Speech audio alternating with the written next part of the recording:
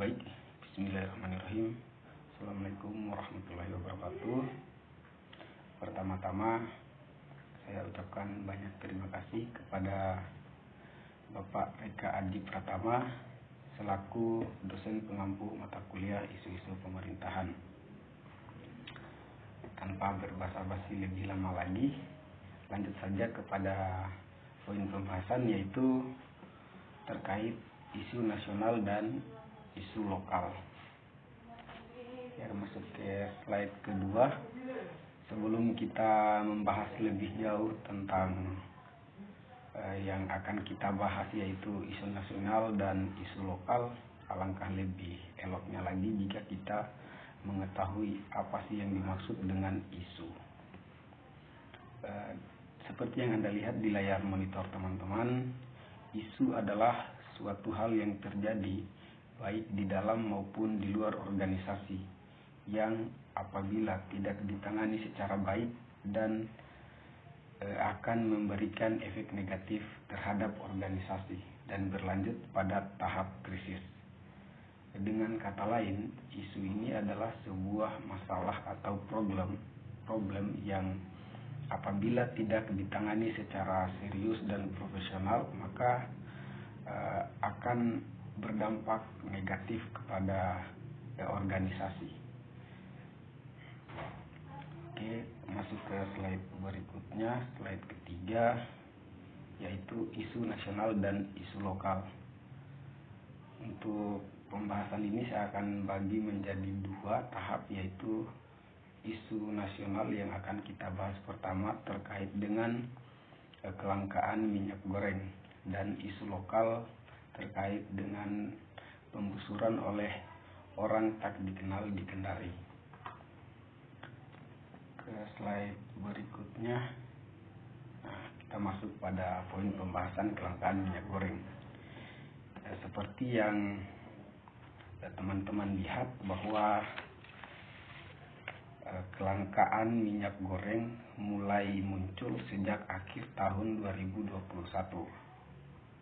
Nah, upaya yang dilakukan oleh pemerintah untuk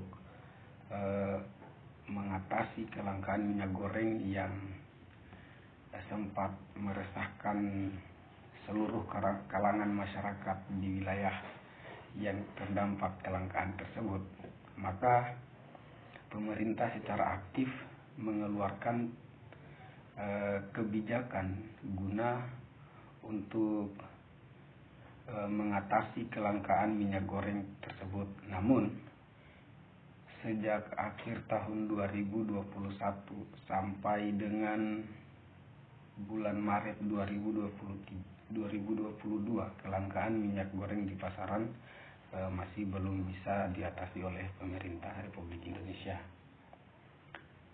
Berikut 3 kebijakan pemerintah dalam rangka untuk mengatasi kelangkaan minyak goreng tersebut.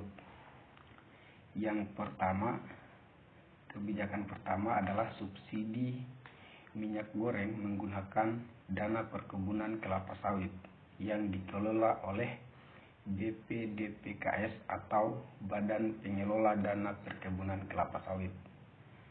Dan kebijakan yang kedua mengenai harga eceran tertinggi atau HET minyak goreng kelapa sawit. Dan kebijakan yang ketiga yang dikeluarkan oleh pemerintah adalah DMO atau Domestic Market Obligation atau kewajiban perusahaan untuk memasok produksi bagi pasar dalam negeri. Ke slide berikutnya. Tentu jika terjadi kelangkaan, maka sudah pasti disebabkan oleh beberapa hal.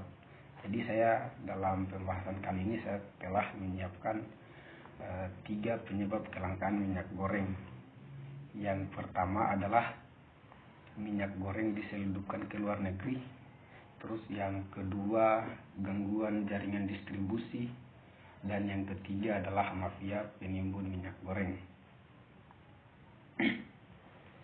Baik, dari ketiga penyebab kelangkaan minyak goreng tersebut adalah yang pertama, minyak goreng diselundupkan ke luar negeri. Menteri Perdagangan atau Mendak Muhammad Lutfi mengatakan spekulasi terkait kelangkaan minyak goreng di banyak daerah salah satu penyebabnya dikarenakan adanya pihak yang menyelundupkan minyak goreng tersebut ke luar negeri. Menteri Perdagangan menjelaskan, sejak diberlakukan kebijakan DMO atau Domestic Market Obligation dan DPO Domestic Price Obligation, tercatat jumlah CPO yang berhasil terkumpul sebanyak 720.000 ton dari jumlah yang berhasil terkumpul. Nah, dari angka 720.000 ton tersebut seharusnya sudah mampu berhasil dijadikan minyak goreng sebanyak 570 juta liter. Melihat data yang begitu banyak tadi, Menteri Perdagangan Muhammad Lutfi mengatakan bahwa dalam hitungan kasarnya seharusnya jumlah tersebut sudah mencukupi kebutuhan minyak goreng nasional. Namun realitanya yang terjadi di lapangan masih banyak daerah yang mengalami kelangkaan minyak goreng. Terus kita masuk pada penyebab kedua, yaitu gangguan jaringan distribusi. Saya melansir dari laman artikel online yaitu Media Indonesia. Pada Sabtu 5 Maret 2022, Kementerian Perdagangan sudah mengalokasikan dan mendistribusikan lebih dari 300 juta ton. Direktur Jenderal Perdagangan Dalam Negeri Kemenak Oken Nurwan menyampaikan itu merupakan data pendistribusian dalam 15 hari sejak tanggal 14 Februari 2022. Oken Nurwan juga sempat menyampaikan bahwa saat ini sudah beredar tapi masih terjadi banyak gangguan. Salah satunya adalah gangguan distribusi ini, baik itu dari alirannya, kelancaran pasokannya, terus maupun gangguan dari harganya, karena banyak pendistribusian atau distributor yang melenceng sehingga minyak goreng satu harga yang diluncurkan oleh Menteri Perdagangan Dalam Negeri ini tidak sesuai dengan sasaran, yakni masyarakat. Kemudian penyebab kelangkaan minyak goreng yang ketiga yaitu adanya mafia penimbun minyak goreng. Nah, di sini awalnya Menteri Perdagangan Muhammad Lutfi menyebutkan bahwa faktor atau penyebab utama kelangkaan minyak goreng itu disebabkan karena harga minyak kelapa sawit atau CPO internasional yang melambung akibat terganggunya pasokan bahan baku minyak nabat yang lain. Namun setelah ditelisik lebih dalam lagi, Muhammad Lutfi mendapatkan bahwa terdapat sejumlah oknum-oknum yang tidak bertanggung jawab yang dengan sengaja melakukan penimbunan minyak goreng tersebut. Diketahui juga bahwa para oknum-oknum yang tidak bertanggung jawab ini atau para mafia penimbun minyak goreng ini mempunyai beberapa trik penimbunan minyak goreng. Yang pertama adalah minyak curah subsidi dilarikan ke industri menengah atas, bukan ke para pelaku usaha UMKM. Dan yang kedua, minyak goreng curah subsidi dikemas ulang menjadi minyak goreng premium. Berarti di sini harganya akan jelas naik lebih mahal. Dan yang ketiga, minyak goreng curah subsidi ini dilarikan ke luar negeri. Karena di luar negeri sedang terjadi kenaikan harga CPO, otomatis akan mempengaruhi harga minyak goreng tersebut. Berikut untuk slide dampak kelangkaan minyak goreng. Terjadinya kelangkaan minyak goreng tentu memiliki banyak dampak negatif. Namun di sini saya membahas 3 poin ya yang sangat signifikan dampak dari kelangkaan minyak goreng ini. Yang pertama, terjadinya kenaikan harga minyak goreng itu sendiri. Hal ini sudah pasti. Terus dan yang kedua adalah terjadinya panik buying. Nah,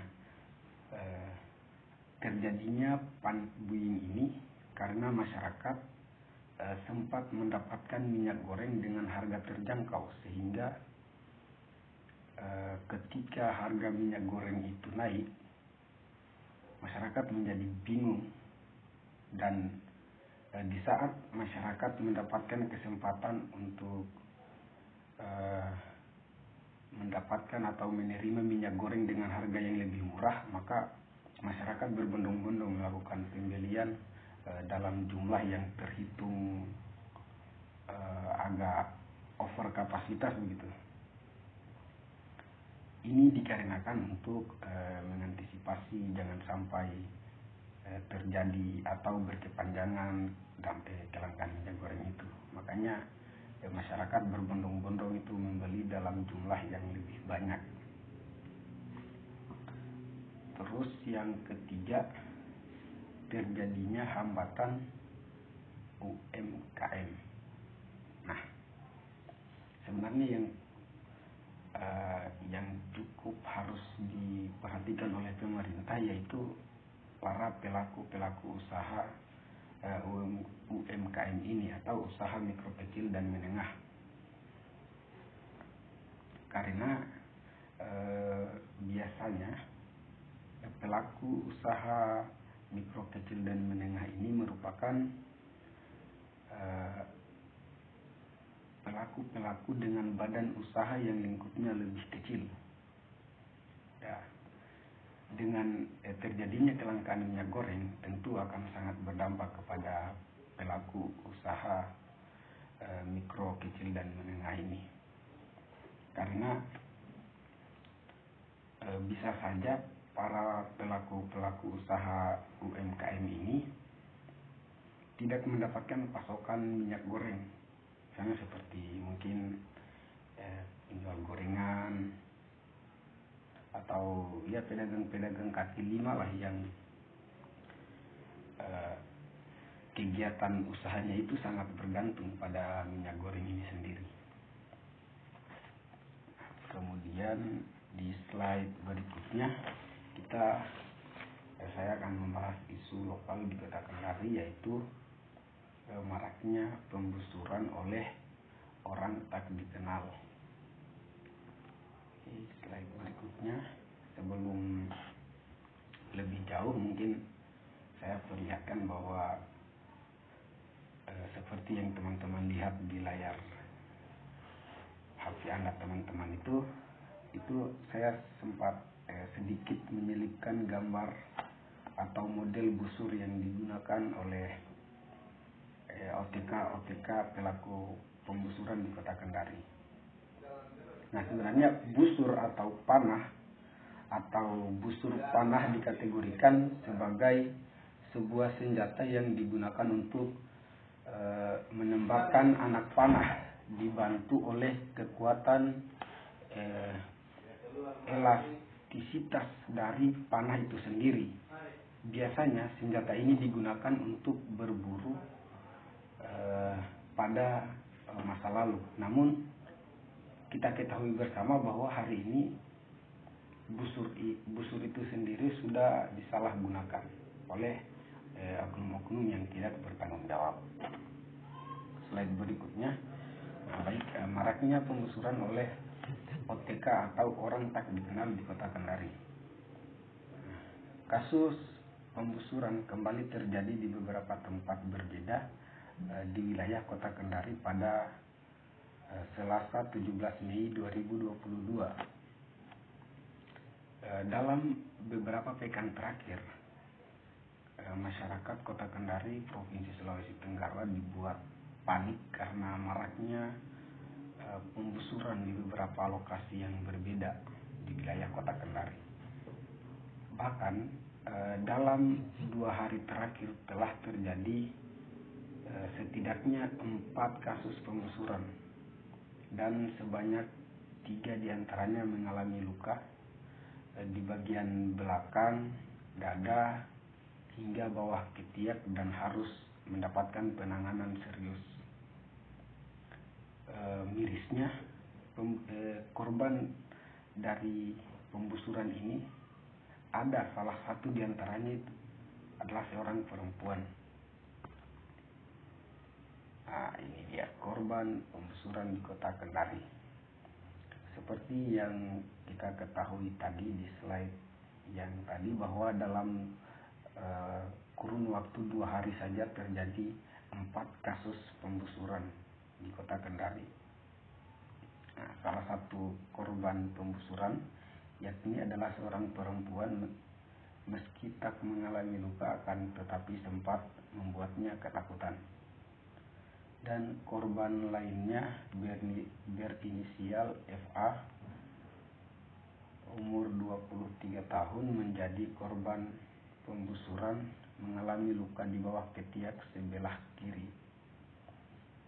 FA sendiri menjadi korban penggusuran saat melintas di dekat THM, Jalan M. Jones, Kelurahan Bende, Kecamatan Kadia, Kota Kendari, Provinsi Sulawesi Tenggara, pada hari Selasa 17 Mei 2022 sekitar pukul 02.30 waktu Indonesia Tengah. Kemudian atas kerja keras dan profesionalitas oleh Polresta Kendari, maka komplotan penggusur ini telah ditangkap. Komplotan penggusur ini terdapat atau ada sebanyak 6 komplotan penggusur, dan ke-6 pelaku atau pelaku penggusuran ini telah diringkus oleh pihak yang berwajib, yaitu Polresta Kendari, Provinsi Sulawesi Tenggara, Sultra.